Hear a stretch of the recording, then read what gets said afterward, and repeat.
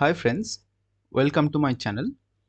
In this video, we'll be discussing the basic linear algebra techniques that you would require to learn machine learning. So if you are planning to start learning machine learning, so this video would be very much beneficial for you.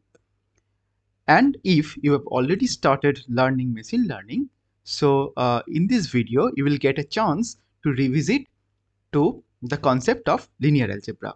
So this video will be beneficial for them also. So without any further ado, let's jump into the today's concept that we are planning to discuss. First, we would start with matrices. We would define a n-dimensional column vector first and its corresponding transpose. As you can see here, this X is defined as a n-dimensional column vector. As you can see, there are total n number of entries are there, and this column vector can be thought of as a column vector which will have total n number of rows and one single column. So the order of such vector is n cross 1.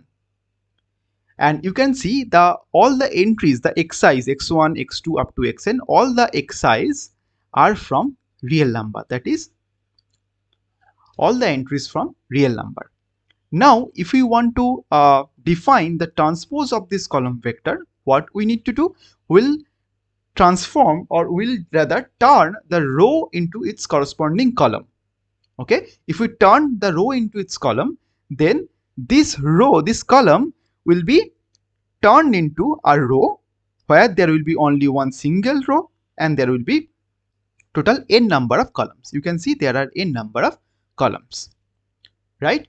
So this is how we define the column vector and its corresponding transpose. Let's define the m cross n matrix and then its corresponding transpose. A m cross n matrix is defined in this way. You can see the order of the matrix is m cross n, which basically says that the number of rows, this is called number of rows, and this is number of columns.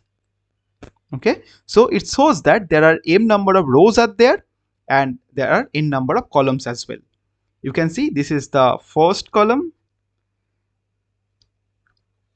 this is the second column, and so on. This is the nth column, and total m number of rows are there. This is the first row, this is the second row, and there are m number of rows are there.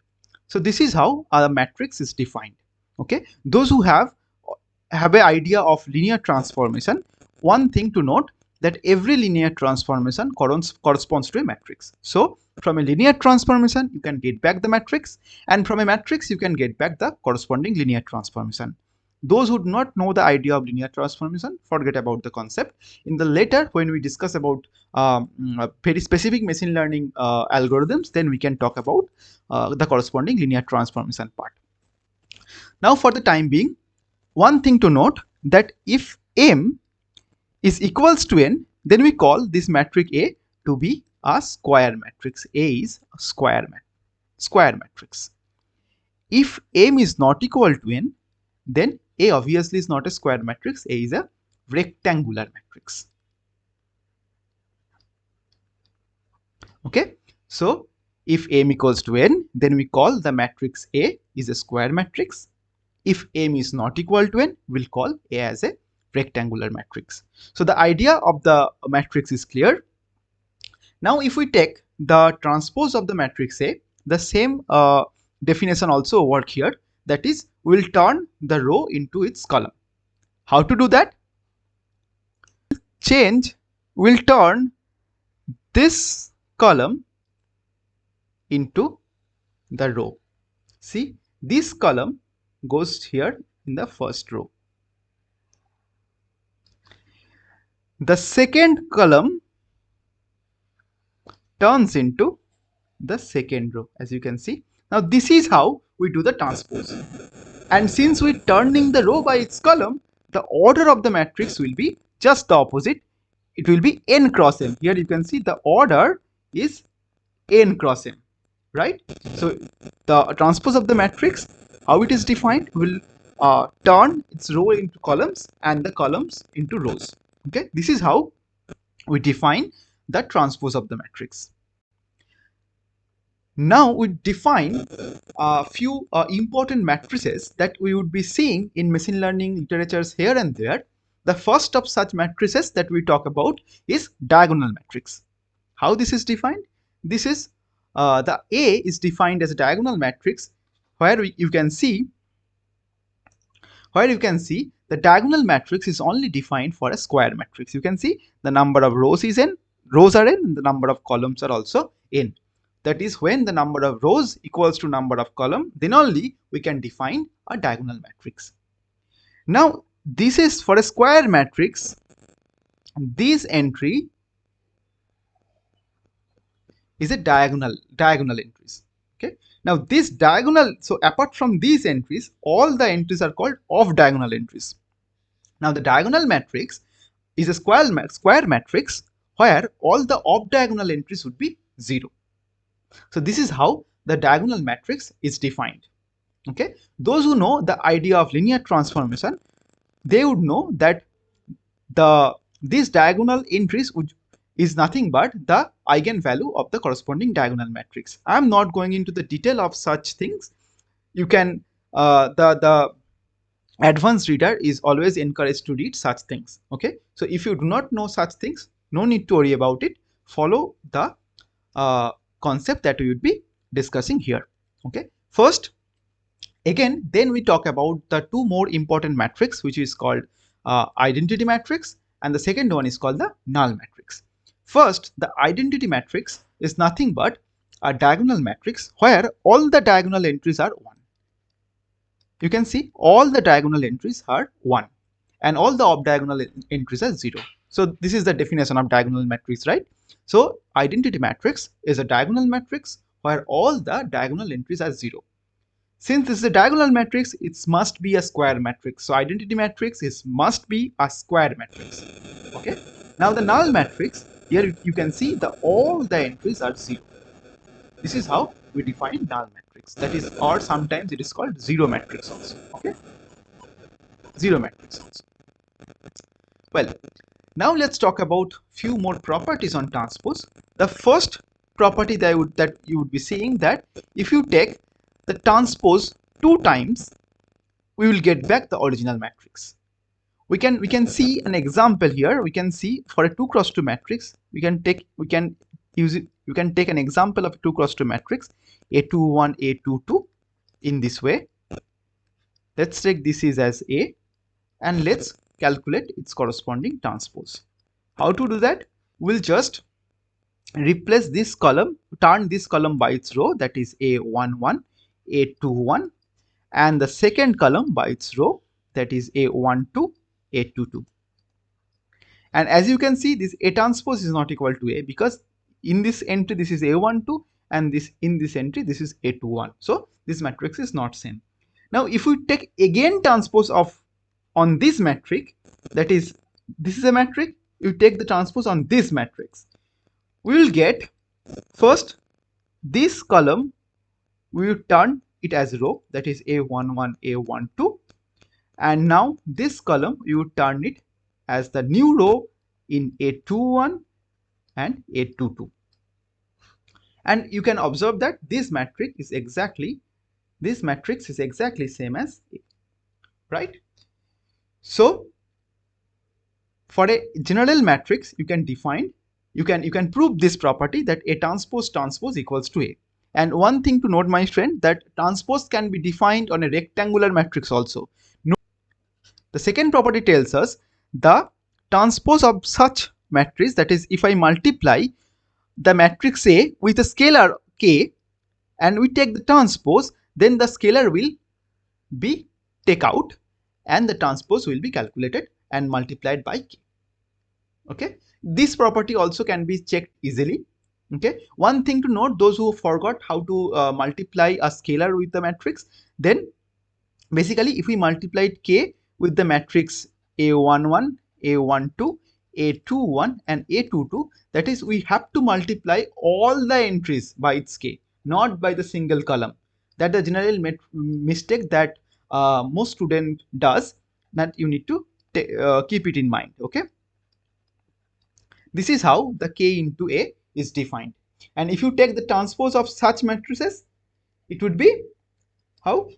K A11, K A21, then K A12 times K A22, right? You can see that this is, if you again can, if you take the K common here, let's change the color of the ink first. Sorry. Yeah. If you take the K common here, from here, you can observe here, if you take the K common here, the matrix will be A11, A21, A12 times A22, which is nothing but K times A transpose. You can see we have already calculated A transpose here, and exactly this matrix is this one. So it has already been shown K into A transpose, which is this one, is nothing but K into A transpose. This is how for an general M cross N rectangular matrix you can prove all the properties. The third property that we would be discussing is that this is the linearity property of the transpose operator. Okay, if you add the two matrices A and B, only when we can add two matrices, A is an order of M cross N, then B must be of order B M cross N, otherwise the addition of two matrices is not defined. Okay, so if we can add these two matrices A and B and then take the transpose, it would be nothing but A transpose plus B transpose. This is called the linearity property. Okay, so linearity of the transpose operator, right? The fourth property, if you multiply two matrices A and B, when the multiplication is happening, when A is of order M cross N, then B must be of order some N cross P, otherwise this multiplication is not possible.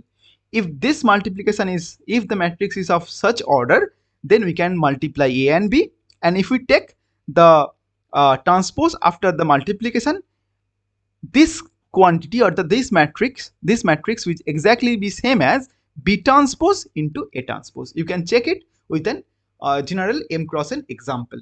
Okay, and if you have any problem in doing the proof of all such properties, just see any linear algebra books, basic linear algebra books, you will find it everywhere. Okay, and also in the internet also you will find. If I find such proofs, I will give the link in the description section below.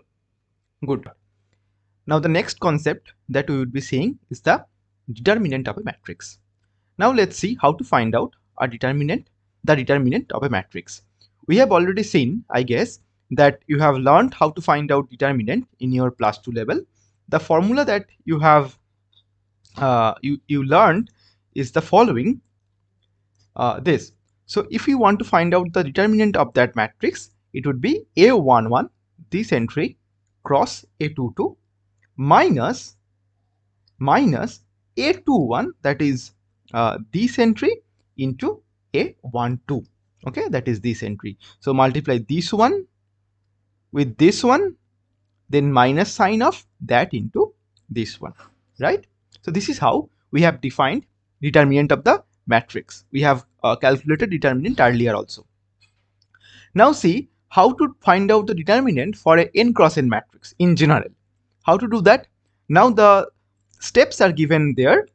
First step would be, we need to choose an arbitrary row k.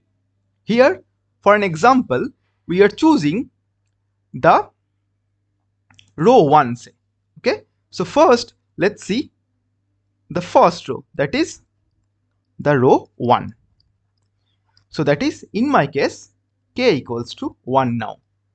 Okay, then according to the formula given here, the determinant of A is nothing but, let's rewrite the formula once again, which is given by j equals to 1 to n. N is here, this is a 2 cross 2 matrix, so n would be 2. So j equals to 1 to 2, A kj, k is 1, we have already selected, k1j, and c kj, c is 1, sorry, k is 1, then c aj. Okay, sorry, c1j. Now how the Cij's are defined? Cij's are defined in this way, that I is the column number, I is the row number, j is the column number. Okay, then Cij is minus 1 to the power I plus j into Mij. This Mij is the corresponding minor. Okay, let's see how to find out this Cij's.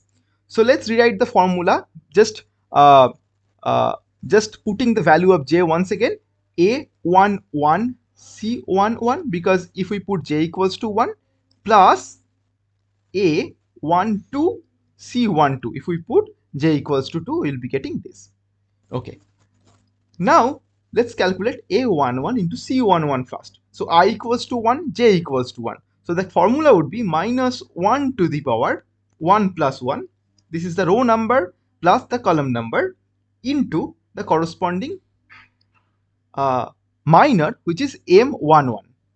Okay, plus A12 into minus 1 to the power 1 plus 2 into M12. Just using the formula, right?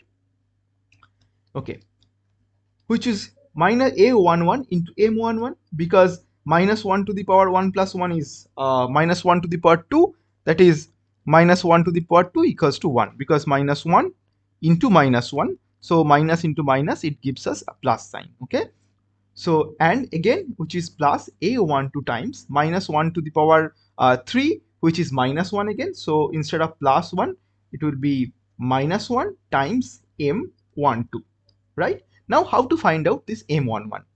Okay, so to find out M11, that is for this entry, we'll fix this entry, right?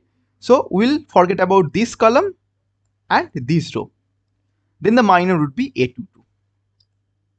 Okay, so the formula would be A11 times A22 minus A12 times what would be M12. So now this row, this entry. Okay, now we forget about this row and this column. Okay, so the minor would be A21, right? So the minor M12 would be A21. You can see this formula is exactly same as here, right? This is how we can calculate the determinant of a general n cross n matrix. Okay, okay, I guess you have understood the concept of determinant. Now let's go to the next concept that we would be discussing, is the inverse and pseudo inverse of a matrix. Now, inverse of a non-singular matrix. First, the inverse of a matrix is defined only when the matrix is non-singular. The matrix is said to be non-singular when the determinant of the matrix is non-zero. We have already learned that how to find out the determinant of a matrix. Now, if the determinant of the matrix is non-zero, we call the matrix as a non-singular matrix. So when the matrix is a non-singular matrix, we can find out the inverse. The formula is given by adjoint A by det A, right? This is the formula. What is adjoint A? Adjoint A is a matrix. The entry of the adjoint A is nothing but Cij. Okay, I from 1 to n, j is from 1 to n. What is Cij? We have already seen in my previous slide that Cij is this one, minus 1 to the power I plus j, this one. Cij is this one, minus 1 to the power I plus j into Mij. So this is how the inverse of a non-singular matrix is defined. Well, now in case of a real life scenario, when we deal with real data in machine learning literature, many times we have seen the matrix that we encounter, sometimes it is not a square matrix, or sometimes we have seen that the data entries are mostly sparse in nature. That is, most of the entries are filled with zero entry. Okay, in such scenario, the determinant of the matrix is 0. Okay, and in such scenario, we cannot just directly find out the inverse of the matrix. But in many machine learning algorithms, we need to find out the inverse of the matrix empirically. Otherwise, the algorithm cannot be applied. So in such scenarios, what we do, we need to calculate this quantity. This is nothing but A transpose into A inverse into A transpose. So this quantity is called the pseudo inverse of the matrix. Okay. Again, I am repeating this. If A is not a square matrix or A is a singular matrix, in such cases, this quantity would serve the purpose of our inverse. This is called the pseudo inverse of the matrix. Now let's jump into the following this concept of inner product and outer product. This is extremely important in machine learning literature. Let's see how to find out this inner product or how the inner product is defined. Okay, so first let's see, inner product is defined as X transpose W. Inner product between two column vectors is defined as X transpose W. Basically, inner product is a mapping from Rn to Rn to R, Rn cross Rn to R. It takes one vector from Rn, another vector from Rn, and it gives a real number. How it is defined? Let's see. Inner product between X and W is defined as X transpose W, okay, which is nothing but x1, x2, xn. The column vector x is this, right? x1, x2 up to xn, right? So if we take the transpose, it would be x1, x2 up to xn, right? And multiplied by the column vector w1, w2 up to wn, right? Now this value would be nothing but x1 w1 plus x2 w2 dot dot plus xn wn. Okay, you can see this value is nothing but a real number. So this is how the inner product between two column vectors are defined. Okay, now let's talk about the outer product. Outer product is not a mapping from Rn cross Rn to R. Instead, this is a mapping, outer product is a mapping from Rn cross Rn to Rn square. That is, instead of producing a single real number, it gives us a matrix. Okay, how it is defined? Let's see. This is defined as X into W transpose. That is, X would be our column vector, x1, x2, xn, and W transpose would be the row vector w2, wn. This is just the transpose of the column vector. The transpose of the column vector always gives us a row vector. So the matrix here, it would be x1 w1, x1 w2, x1 wn. Okay, here it would be x2 w2,